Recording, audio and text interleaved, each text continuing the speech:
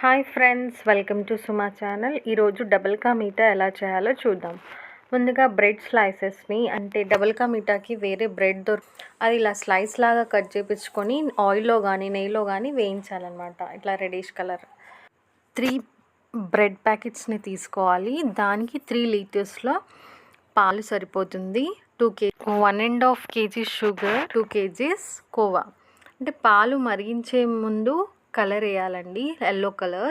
వేసిన తర్వాత అందులో మనం షుగర్ కూడా వేసేసుకోవాలన్నమాట. గణేష్ కోసం కాజు, బాదం, ఇంకా బాదం పలుకులు ఉంటాయి కదా, సార పలుకులు అంటారు, అవి కూడా ఫ్రై చేసుకోవాలి నెయ్యిలో. తర్వాత పాలు మసులుతుండగా ఈ బ్రెడ్ స్లైస్ని మొత్తం పాలల్లో వేయాలండి. కొంచెం మరగనిచ్చిన తర్వాత కోవా ఉంటుంది కదా, 2 kgs కోవా కూడా వేసేసుకోవాలి. చూడండి, వీడియోలో చూపించిన విధంగా కోవా కూడా వేసేసుకోండి. వేసుకున్న తర్వాత కొంచెం సేపు స్టవ్ మీద పెట్టేసి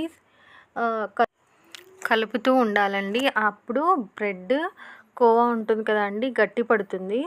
అలా అయితే దగ్గరికి అయితే అవుతుంది. తర్వాత ఒకటి కాటన్ క్లాత్ తీసుకొని అలా కవర్ అయితే చేయాలన్నమాట.